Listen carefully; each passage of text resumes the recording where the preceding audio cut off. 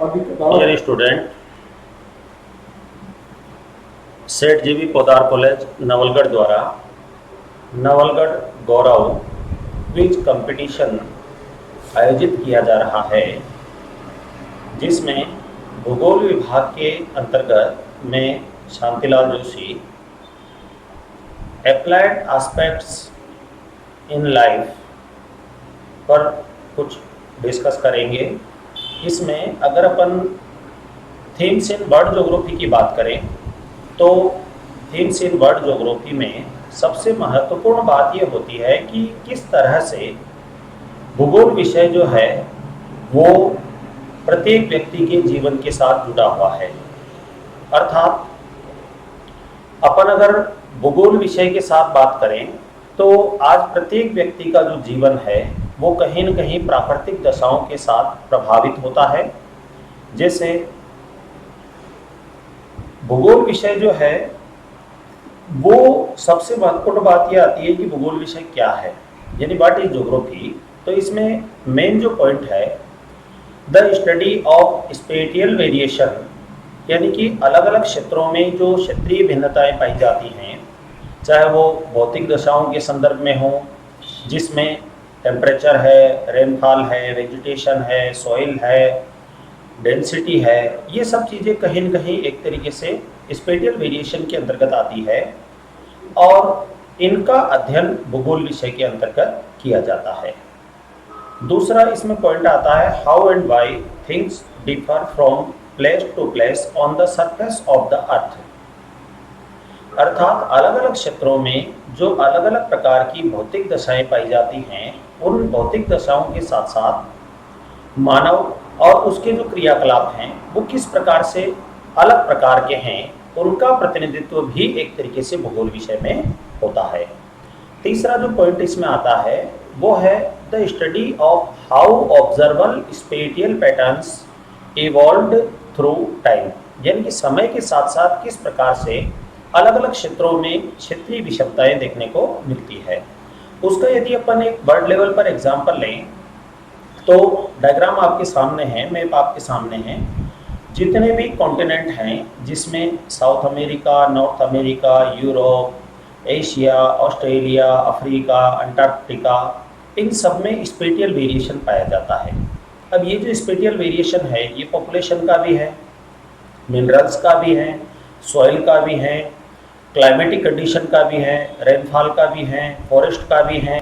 Population density का भी देखने को मिलेगा, इंडस्ट्री का भी मिलेगा, ट्रेड का मिलेगा, ट्रांसपोर्ट का मिलेगा। तो ये जो स्पेटियल वेरिएशन है, इस सभी स्पेटियल वेरिएशन का एक तरीके से अध्ययन जो है वो अपन वर्ल्ड लेवल पर भूगोल विषय में करते हैं। जब अपन स्पेटियल वेरिएशन की बात करते हैं तो उसमें एक जियोलॉजिकल स्ट्रक्चर जो होता है वो भी इंक्लूड होता है, क्योंकि भूगोल विषय धरातल का तो अध्ययन करता ही है, परंतु इंटीरियर ऑफ द अर्थ, जिसको अपन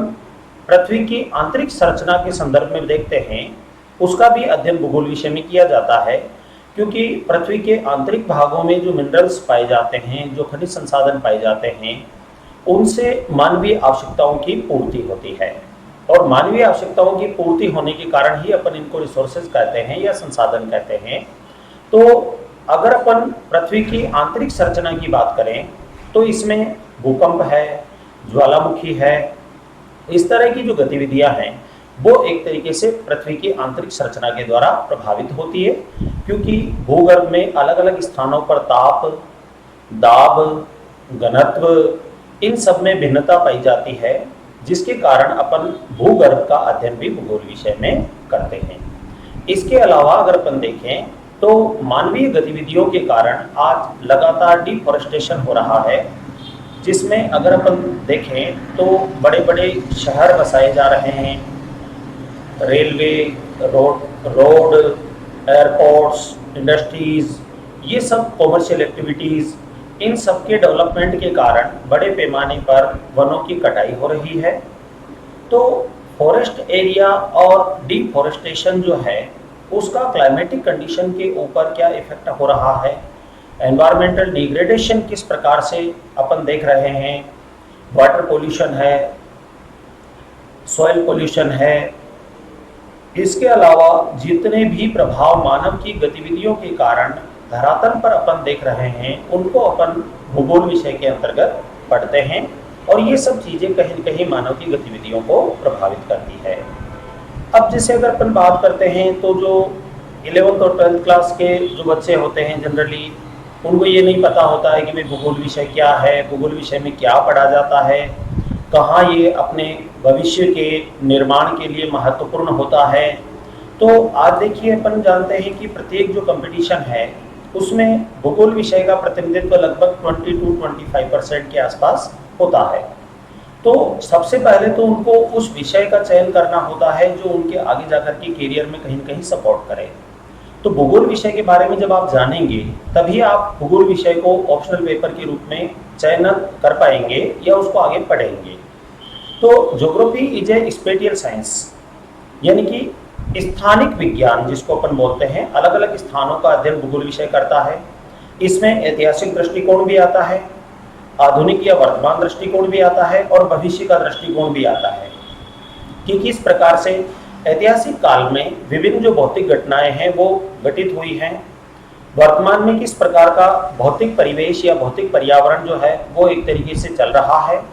और इसके अलावा मानव और प्रकृति के मध्य किस प्रकार का व्यवहार या अंतर संबंध वर्तमान समय में, ऐतिहासिक समय में या भविष्य में संपन्न होगा, उसको लेकर के भी एक तरीके से भूगोल विषय में अपन अध्ययन करते हैं। इसके अलावा अगर अपन देखें तो अपन जानते हैं कि विश्व स्तर पर अलग अलग प्रकार की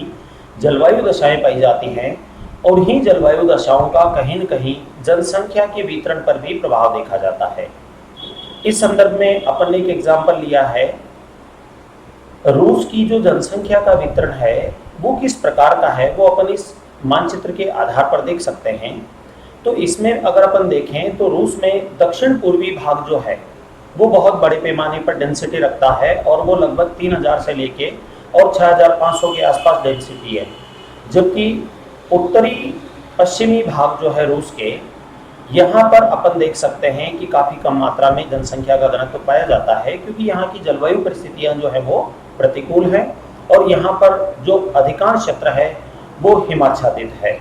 तो प्राकृतिक परिस्थितियाँ मानव को एक तरीके से प्रभावित करती है। दूसरी तरफ अगर अपन बात करें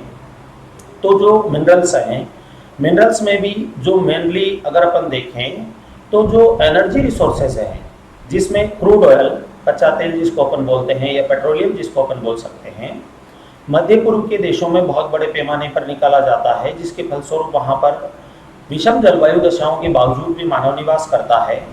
तो यहाँ की परिस्थितियाँ किस प्रकार की हैं, कैसे यहाँ मानव निवास करता है, इन भौगोलिक परिस्थितियों को जानने के लिए अपने को भूगोल विषय में पढ़ना होगा इन सब चीज़ों को। इसके अलावा अगर अपन देखें तो इंटरनेशनल ट्रेड जो है, जो कि इकोनॉमिक एक्टिविटीज़ एक तरीके से अपन कह सकते हैं कि इनके द्वारा निर्भर करती है, इन पर डिपेंड करती है। ये सब चीज़ें कहीं न कहीं, चाहे ऑटोमोबाइल इंडस्ट्रीज़ हों, चाहे अदर जो पेट्रोलियम बेस्ड इंडस्ट्रीज़ हों, वो सब कहीं न कहीं एक तरीके से इनके ऊपर निर्भर करती हैं। इसके अलावा अगर अपन देखें तो भूगोल विषय में कुछ महत्वपूर्ण फंडामेंटल्स होते हैं। उन फंडामेंटल्स की अगर अपन बात करें तो पहला इसमें आता है लोकेशन, दूसरा प्लेस, तीसरा रिलेशनशिप, चौथा मूवमेंट्स और पांचवा रीजन्स। तो इन सभी चीज़ों को देखते हुए ही भूगोल विषय का अध्ययन अपन करते हैं।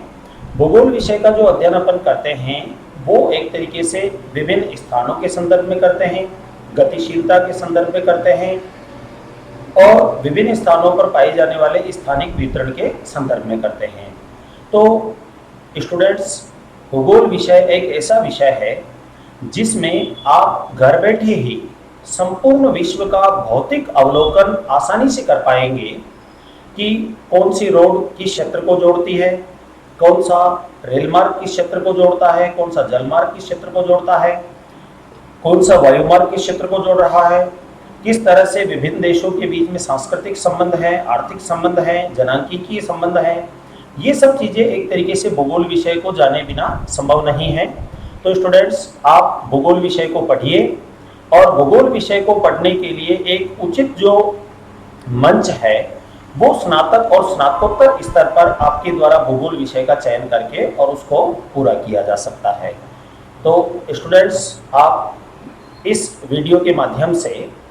पोद्दार कॉलेज में भूगोल विभाग के अंतर्गत यूजी और पीजी स्तर पर जो पेपर चलाए जाते हैं उनके बारे में आप जानकारी ले सकते हैं, उनमें प्रवेश लेकर के और भूगोल विषय को अपने कैरियर के लिए आप आगे रख सकते हैं। मैं आपको इस कंपटीशन के लिए शुभकामनाएं देता हूं और इस कंपटीशन में आप नवलगढ़ गौरव के रूप में प्रमाण पत्र प्राप्त करें, सर्टिफिकेट प्राप्त करें, इसके लिए मैं एक बार फिर से आपको शुभकामनाएं देता हूं। धन्यवाद।